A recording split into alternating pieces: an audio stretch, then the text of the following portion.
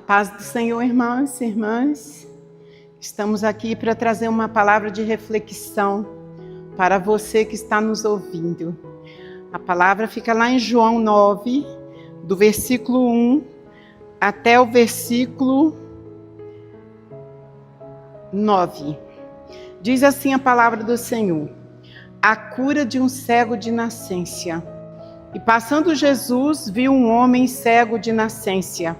E os seus discípulos lhe perguntaram, dizendo: Rabi, quem pecou, este ou seus pais, para que nascessem cego? Jesus respondeu: nem ele pecou, nem seu pai, mas foi assim para que se manifestassem nele as obras de Deus. Convém que eu faça as obras daquele que me enviou, enquanto é dia. A noite vem, quando ninguém pode trabalhar. Enquanto estou no mundo, sou a luz do mundo. Tendo dito isso, cuspiu na terra e com a saliva fez lodo e untou com lodo os olhos do cego. E disse-lhe: vai, lava-te no tanque de Siloé, que significa o enviado. Foi, pois, e lavou-se e voltou vendo. Então os vizinhos e aqueles que dantes tinham visto que era cego diziam: não é este aquele que estava sentado e mendigava? Uns diziam: é este, e outros: parece-se com ele. E ele dizia: sou eu. Diziam-lhe, pois, como se abriram-lhe os olhos?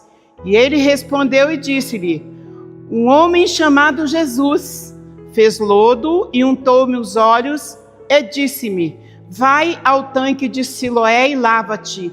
Então fui e lavei-me e vi. Aleluia! Nós louvamos a Deus porque Jesus é o Salvador, aquele que foi prometido lá no livro de Isaías. A Virgem dará à luz a um filho e ele salvará a humanidade dos seus pecados. Quando Jesus veio a este mundo, ele veio para nos salvar a humanidade dos seus pecados. E Jesus, ele é tremendo.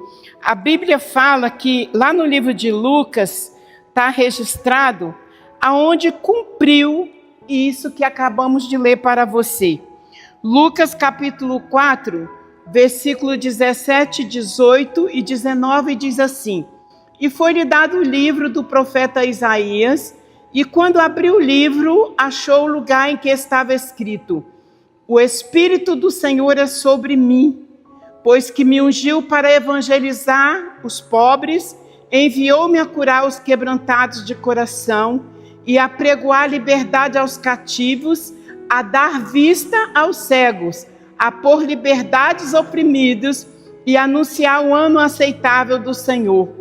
Então ele começou a dizer: hoje se cumpriu essa escritura em vossos ouvidos. Jesus veio para libertar os cativos, aonde eu sou uma que fui liberta pelo poder dele. Romanos 1,16 fala: não me envergonho do evangelho de Cristo, porque ele é poder de Deus, primeiro para os gregos, depois para nós que somos servos do Senhor hoje. Quero falar com você que essa história desse cego, esse cego tinha nascido cego. E Jesus diz que isso que aconteceu com ele é para que o nome do Senhor fosse glorificado. Oh, que maravilha, que coisa linda é a palavra do Senhor. A palavra do Senhor, ela é viva e eficaz. A Bíblia fala que ela penetra até a divisão da alma com o espírito. E Hebreus 13, versículo 8, diz assim: Jesus não mudou, ele é o mesmo de ontem, hoje e eternamente. Jesus está aqui e ele quer te dar uma grande vitória. Ele quer abrir os seus olhos espirituais como ele abriu os meus um dia, para que hoje eu me tornasse serva do Senhor. João 1,12 diz assim: mas a todos quanto receberam, deu-lhes o poder de serem feitos filhos de Deus. Olha, esse cego, quando ele acabou de enxergar que Jesus é especialista em fazer milagres, ele passou por uma situação muito delicada.